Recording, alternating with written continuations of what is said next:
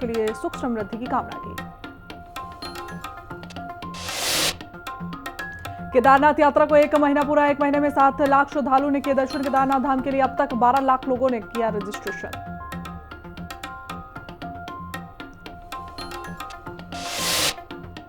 पंचायत चुनाव में प्रशासकों का कार्यकाल बढ़ाने पर सूत्रों के हवाले से खबर। संशोधन अध्यादेश को हरी झंडी मिलने पर लग सकता है समय। विधायी विभाग को राजभवन भेज सकता है पत्र। उत्तराखंड में फिर तेज बारिश का अलर्ट। देहरादून, पौड़ी, टिहरी, उत्तरकाशी और चमोली के साथ कई इलाकों में बारिश का अनुमान। 5 जून तक बारिश का मौसम बने रहने के आसार।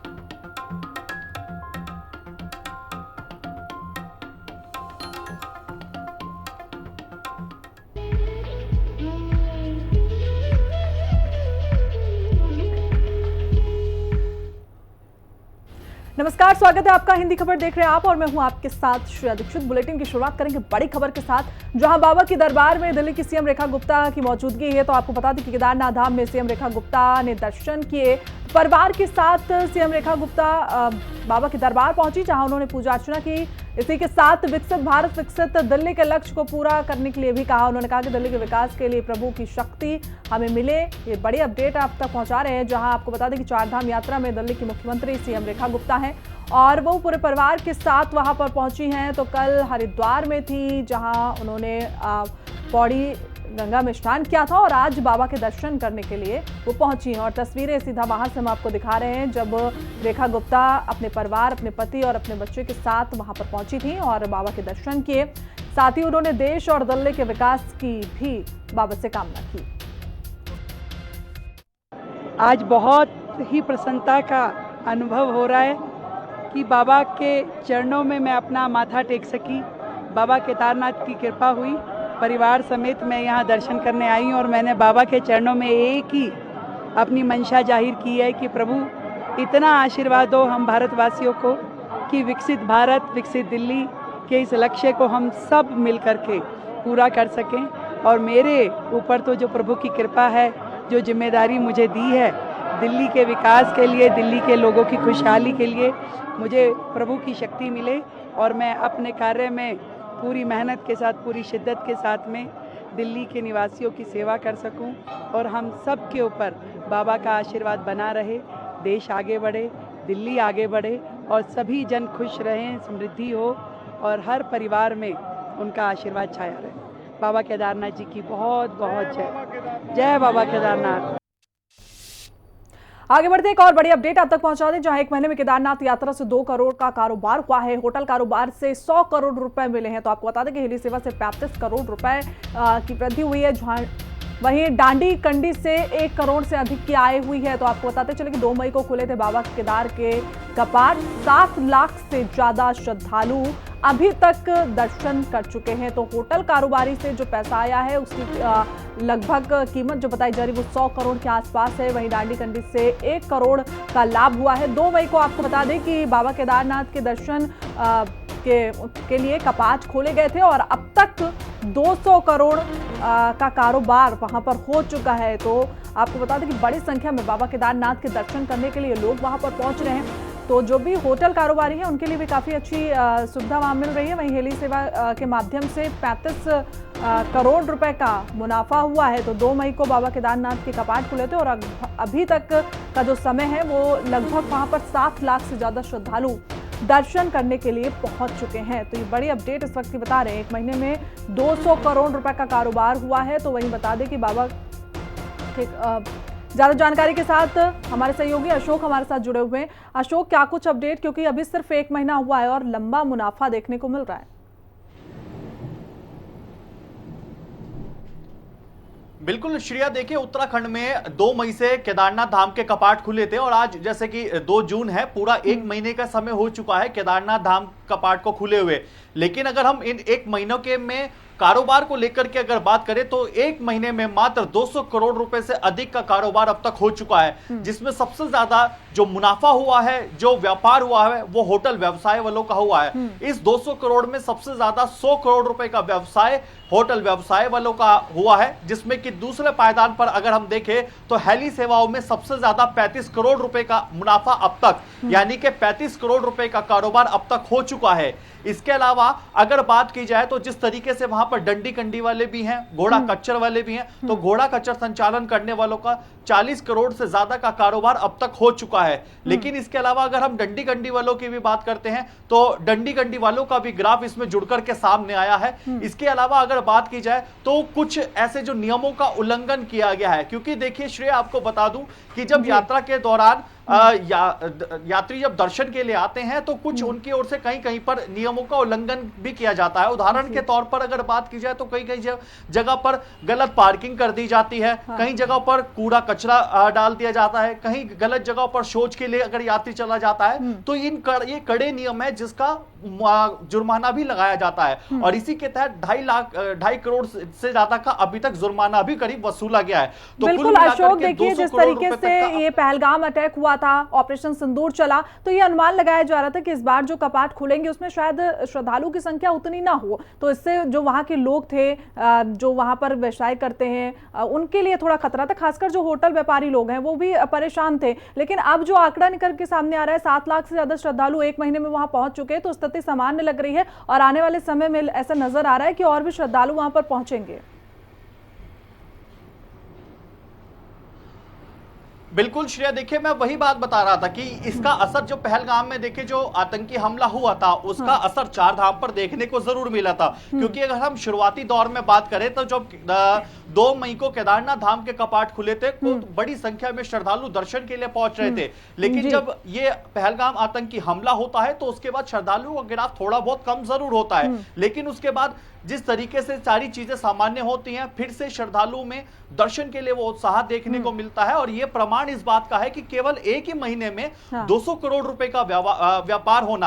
अब अगर अलग अलग बात की जाए तो देखिए अभी तक अगर बात की जाए तो जो घोड़ा संचालन है, केवल घोड़ा संचालनों का अपना इसमें यात्रा के दौरान एक महत्वपूर्ण योगदान इनका भी रहता है। क्योंकि देखिए हर कोई यात्री हेलीकॉप्टर से सफर अफोर्ड नहीं कर सकता, इसलिए जो घोड़ा संचालन वाले हैं उनका इसमें एक महत्वपूर्ण योगदान रहता है। हमारे साथ बने रहिए, एक बड़ी अपडेट सामने आ रही है, लोगों तक पहुंचा दें। जहां उत्तराखंड पंचायत चुनाव का मामला सामने आया, आपको बताते चले कि प्रशासकों का कार्यकाल बढ़ाने का ये मामला है। संशोधन अध्यादेश में अभी भी समय लग सकता है, सूत्रों के हवाले से खबर आई है। तो आपको बता दें कि हरी झंडी मिलने में अभी समय लग सकता है। विधायी विभाग को पत्र भी भेजा जा सकता है, राजभवन कुछ बिंदुओं को स्पष्ट करने को कहा जा सकता है। तो ये बड़ी अपडेट हम आप तक पहुंचा रहे हैं, जहां प्रशासकों का कार्यभार संभालने में अभी समय लगेगा। संशोधन अध्यादेश में अभी समय लग सकता है, तो वहीं हरी झंडी मिलने में अभी लंबा समय नजर आ रहा है। विधायी विभाग को पत्र भी राजभवन अभी भेज सकता है। तो आपको बता दें कि कुछ बिंदु है जिसको स्पष्ट अभी करना है। सूत्रों के हवाले से फिलहाल ये खबर आ रही है, उत्तराखंड पंचायत चुनाव में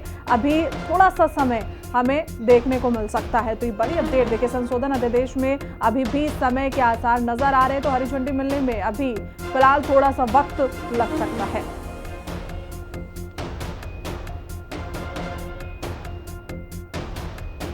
उत्तराखंड पंचायत चुनाव का ये मामला है, जहां पर आपको बता दें कि प्रशासकों का कार्यकाल जो बढ़ना है उसमें अभी समय लग सकता है। हमारे साथ हमारे सहयोगी अशोक बने हुए लगातार। अशोक, देखिए प्रशासक का जो कार्यकाल है अभी वो उसमें थोड़ा सा समय नजर आ रहा है, क्या कुछ जानकारी इस पर?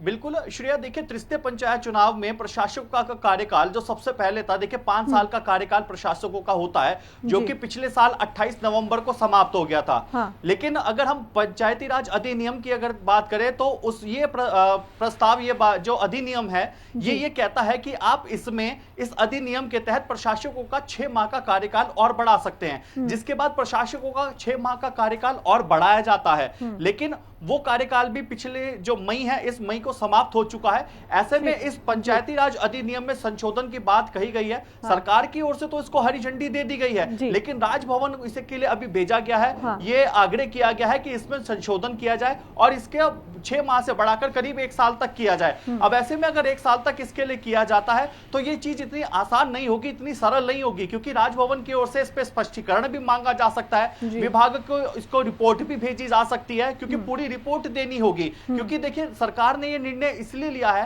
क्योंकि पंचायतों में अभी तक चुनाव कराने की स्थिति ऐसी कुछ भी नहीं बन पा रही है। लेकिन वहीं दूसरी तरफ इस पूरे मामले को लेकर के उत्तराखंड में सियासत लगातार गरमाई हुई है। पक्ष विपक्ष के बीच लगातार बयानबाजी देखने को मिल रही है, जहां एक और मुख्य विपक्षी पार्टी हो या अन्य विपक्षी दल लगातार सरकार पर यह आरोप लगा रहे हैं कि सरकार को चुनाव में हार का डर सता रहा है, इसलिए पंचायतों में सरकार चुनाव कराने की मंशा साफ नहीं दिखाई दे रही। लेकिन वहीं दूसरी तरफ सरकार का पूरा फोकस प्रशासक के कार्यकाल बढ़ाने पर इस समय साफ तौर पर दिखाई दे रहा है। इसलिए सरकार ने जो अधिनियम है पंचायती राज अधिनियम, उसमें संशोधन के जो को लेकर के हरी झंडी जरूर देती है, राजभवन को भेजा जा चुका है। लेकिन अभी ये सूत्रों के हवाले से खबर निकल करके सामने आ रही है कि इसमें कहीं जरूर देरी हो सकती है। एक बात इससे ये बात क्लियर हो जाती है श्रेया कि जो सूत्रों के हवाले से खबर निकल करके सामने आ रही है, अगर ये क्लियर होती है तो कहीं ना कहीं ये जरूर कहेंगे कि पंचायतों के जो प्रशासक के तौर पर उनका जो संवैधानिक जो चीजें हैं उस पर संकट कहीं ना कहीं खड़ा हो सकता है। बिल्कुल अशोक, तमाम जानकारी के साथ जुड़ने के लिए आपका बहुत बहुत शुक्रिया। आगे बढ़ते हैं। उत्तराखंड में आईपीएस अधिकारी रचिता जुयाल के इस्तीफे से सियासत गर्मा चुकी है। इस समय एसपी विजिलेंस के पद पर तैनात रचिता जुयाल ने व्यक्तिगत कारणों का हवाला देते हुए इस्तीफा दे दिया, लेकिन कांग्रेस ने युवा आईपीएस अधिकारी के इस्तीफे के लिए सरकार को जिम्मेदार ठहराया। कांग्रेस के पूर्व प्रदेश अध्यक्ष गणेश गोदियाल ने कहा कि एक भ्रष्ट अधिकारी को बचाने के लिए रचिता को अपमानित किया गया, जिसके कारण उन्होंने इस्तीफा दे दिया। आईपीएस रचिता के इस्तीफे पर चढ़ा सियासी पारा। गणेश गोदियाल ने सरकार पर फोड़ा ठीकरा। प्रदेश में ईमानदार परेशान, बोले गोदियाल। बीजेपी ने आरोपों को बताया बेबुनियाद। भारतीय पुलिस सेवा की वर्ष 2015 बैच की उत्तराखंड कैडर की अधिकारी रचिता जुयाल ने इस्तीफा दे दिया है। वर्तमान में एसपी विजिलेंस के पद पर तैनात रचिता जुयाल ने व्यक्तिगत कारणों का हवाला देते हुए इस्तीफा दिया है। रचिता जुयाल ऊर्जावान और तेज तर्रार अधिकारी मानी जाती रही हैं। ऐसे में रचिता जुयाल के इस्तीफे से सूबे की सियासत गर्मा गई है। कांग्रेस के पूर्व प्रदेश अध्यक्ष गणेश गोदियाल ने युवा आईपीएस अधिकारी के इस्तीफे को लेकर सरकार पर ठीकरा फोड़ा है। गोदियाल ने आरोप लगाया है कि रचिता जुयाल ने भ्रष्टाचार के मामले में एक पुलिस अधिकारी पर कार्रवाई की थी और आगे की कार्रवाई के लिए सरकार से अनुशंसा की, लेकिन सरकार ने उस भ्रष्ट अधिकारी पर कार्रवाई की बजाय उसे बचा लिया, जिस पर अपमानित महसूस कर आईपीएस अधिकारी ने इस्तीफा दे दिया। गणेश गोदियाल ने प्रदेश सरकार पर भ्रष्ट अधिकारियों को संरक्षण और ईमानदार अधिकारियों को हतोत्साहित करने का आरोप लगाया है। वहीं बीजेपी का कहना है कि गोदियाल सरकार पर बेबुनियाद आरोप लगा रहे हैं। बीजेपी ने कहा कि आईपीएस के इस्तीफे के मामले में सरकार अपने स्तर से विचार कर रही है और इस मामले में सरकार विचार के बाद उचित फैसला लेगी। जुमला उनका है कि जीरो टॉलरेंस, लेकिन करतूत ये है कि एक अधिकारी को, जब एक वरिष्ठ अधिकारी ने, आईपीएस अधिकारी ने किसी अधिकारी को इस तरह रंगे हाथ पकड़ा तो उस पर कार्रवाई करने के बजाय उसका संरक्षण किया जा रहा है और नतीजन उस आईपीएस अधिकारी को, जिसका कि राजनीतिक हलकों में आज बड़ी चर्चा है, उस अधिकारी को नतीजतन अपनी इंसल्ट महसूस करते हुए अपने पद से रिजाइन देना पड़ा, आईपीएस की सेवा से रिजाइन देना पड़ा।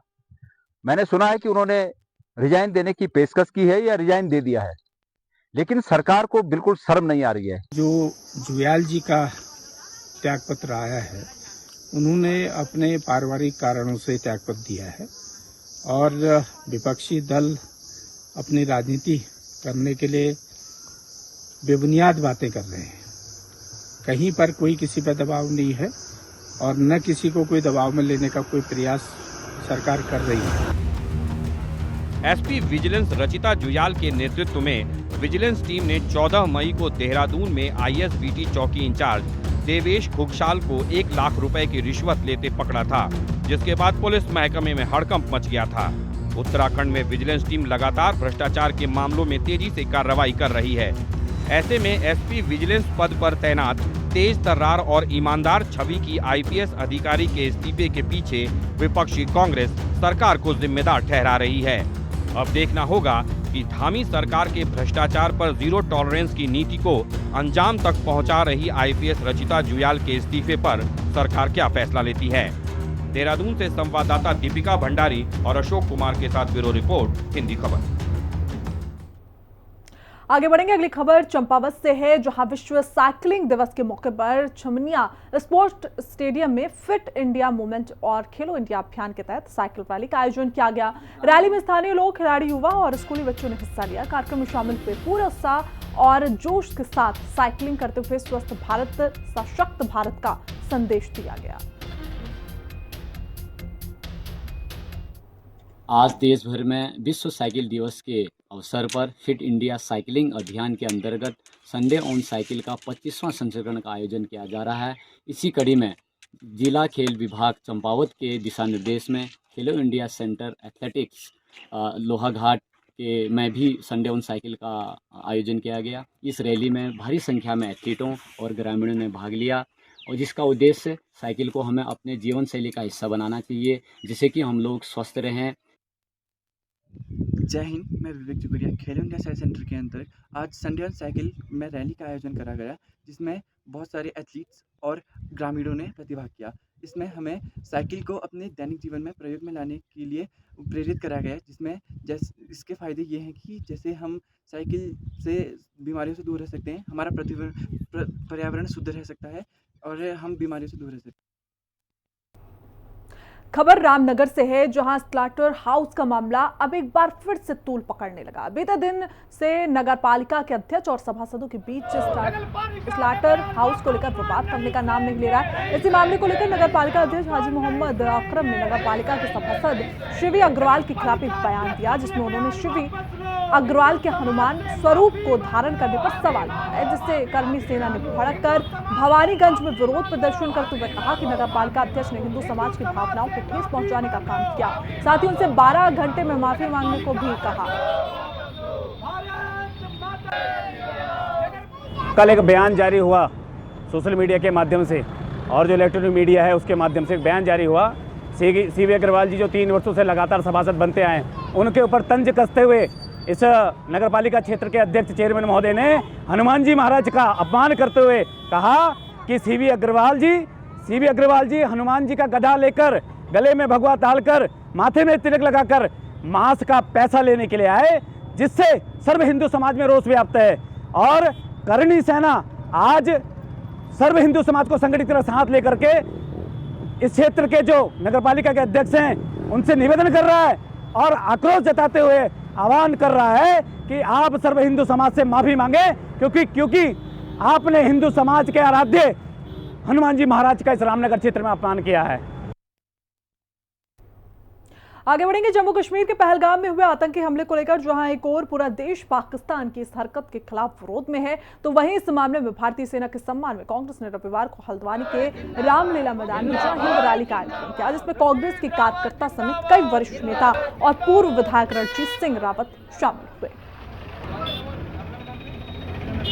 जो ऑपरेशन सिंदूर अभी हुआ था, उसमें जिस तरह से हमारी सेनाओं ने अपने शौर्य का प्रदर्शन किया है, उनको सम्मान देने के लिए, उनके शौर्य को सलाम करने के लिए कांग्रेस द्वारा पूरे देश भर में जय हिंद रैलियां आयोजित की जा रही हैं, जिस क्रम में आज हल्द्वानी में भी रैली है। करीब 500 कार्यकर्ता रामनगर से भी उस रैली में शिरकत कर रहे हैं। रैली में हमारे प्रदेश के सभी शीर्ष नेता हैं, हमारे प्रदेश अध्यक्ष, हमारे CLP, हमारे पूर्व अध्यक्षगण और हमारे सह प्रभारी और दिल्ली से भी लोग उसमें शामिल होंगे। आगे बढ़ते हैं। हल्द्वानी में बीजेपी सांसद अजय भट्ट ने पिछले साल बारिश में आपदा के कारण गौला पुल और अंतर्राष्ट्रीय स्टेडियम को नुकसान को लेकर सुरक्षात्मक कार्यों का निरीक्षण किया। गौला नदी के किनारे पुल से जोड़ने वाले सोच रोड और गौला पुल समेत अंतर्राष्ट्रीय स्टेडियम में सुरक्षात्मक कामों का निरीक्षण किया और साथ ही अधिकारियों को निर्देश दिया कि बीजेपी सांसद अजय भट्ट ने कहा कि करीब 1 अरब रुपए की लागत से अंतर्राष्ट्रीय स्टेडियम, गौला पुल और अप्रोच रोड में सुरक्षात्मक काम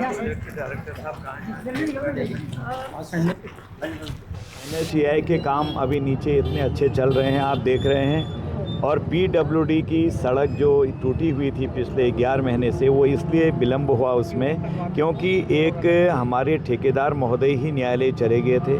जब वो केस निर्णीत हुआ उसके विदिन 1 वीक, 1 हफ्ते के अंदर हमने काम प्रारंभ कर दिया था।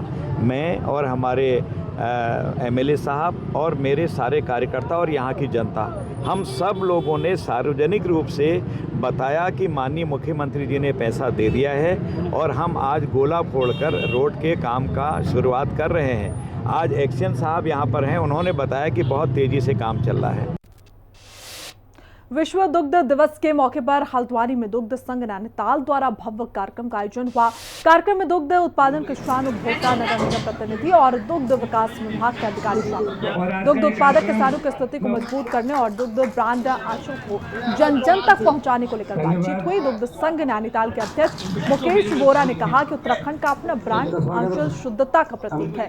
आमजन से जोड़ने के लिए 4 जून तक विशेष जागरूकता अभियान भी चलाया।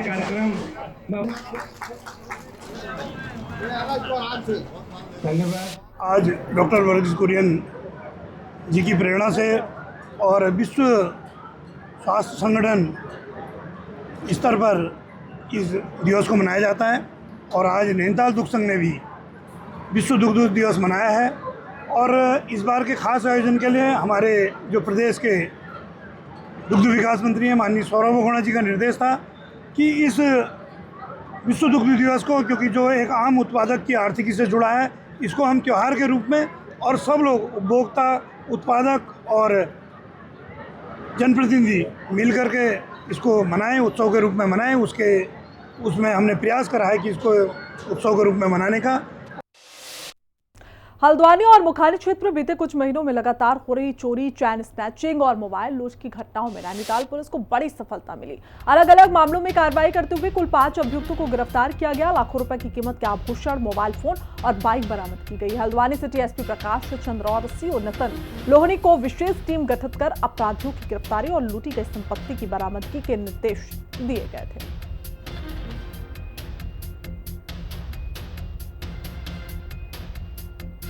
पिछले हफ्ते हल्द्वानी में कुछ ऐसी घटनाएं हुई जिसमें एक बाइकर के द्वारा एक मोबाइल स्नैच किया गया, फिर उसके बाद में चैन स्नैचिंग की घटना भी आई।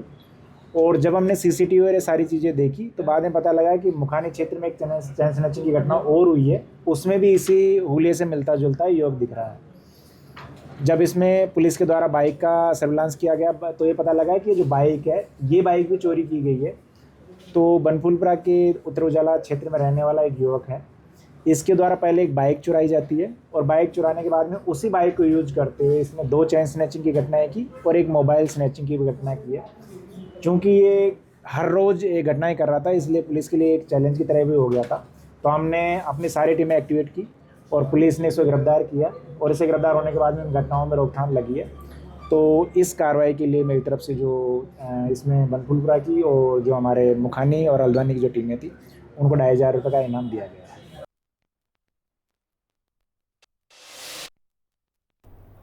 तो देखिए, चोरी, चैन स्नैचिंग की घटनाओं में शामिल जो आरोपी थे, पुलिस ने उन्हें गिरफ्तार कर लिया। पुलिस ने 5 आरोपियों को गिरफ्तार किया है। तो ये खबर हल्द्वानी से सामने आ रही है। आपको बता दें कि अपराधी लगातार लूट, चोरी और स्नैचिंग जैसी घटनाओं को अंजाम देते थे और इन 5 आरोपियों को पुलिस ने अब गिरफ्तार कर लिया है। पूरे हल्द्वानी में इनके खिलाफ पहले भी कई मुकदमे फिलहाल पुलिस ने बताया जो दर्ज थे और ये बड़ी सफलता हम कह सकते हैं, क्योंकि जगह जगह ये 5 आरोपी स्नैचिंग, लूट और चोरी की घटनाओं को अंजाम देते थे और इन सारी घटनाओं में इनका नाम भी आता था। और अब पुलिस ने इन 5 आरोपियों को गिरफ्तार कर लिया है। तो ये ना कि सिर्फ उत्तराखंड, अलग अलग जगह जाकर इस तरह की चोरी की घटनाओं को अंजाम दिया करते थे।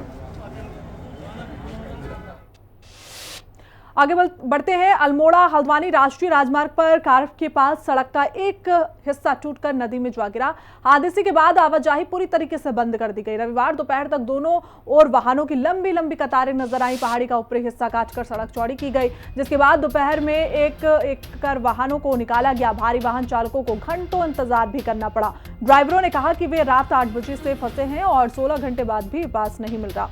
एनएच के अधिकारियों के मुताबिक हादसे के बाद सिर्फ 2.5 मीटर सड़क बची थी। सुरक्षित निकासी के लिए ऊपर से करीब 1 मीटर पहाड़ काटा गया है।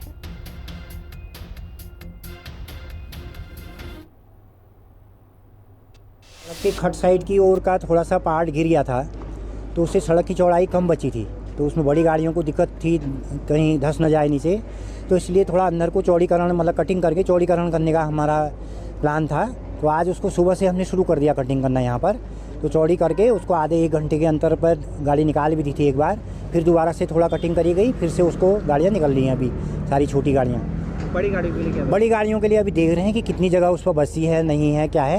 अगर नहीं बची है तो थोड़ा और कटिंग अंदर कटिंग करेंगे, अगर निकल जाती हैं तो फिर अभी गाड़ी निकलेंगी। सर ये कह रहे हैं एसपी साहब ने मना कर रखा है, कल शाम 8 बजे से रोक के रखा है हमें यहाँ पे। ये रोड बंद होने की वजह से हमको कल रात 8 बजे से रोक के रखा है। क्या कहते हैं, ये कह रहे हैं एसपी साहब ने मना कर रखा है यहाँ से जाने के लिए। पहले बता। तो यहाँ पर आपके खाने पीने और चीज़ों की व्यवस्था क्या? कोई व्यवस्था नहीं है सर, यहाँ पर खाने पीने की कोई व्यवस्था नहीं है। और यहाँ ना कोई चाय पानी कुछ नहीं है, यहाँ खाली खड़े कर।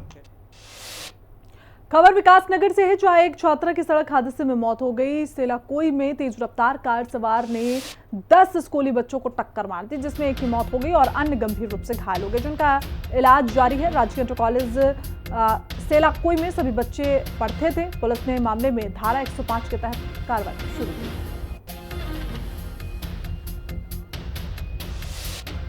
फिलहाल बुलेटिन में बस इतना ही। देश दुनिया की तमाम जानकारी के लिए देखते रहिए हिंदी खबर। नमस्कार।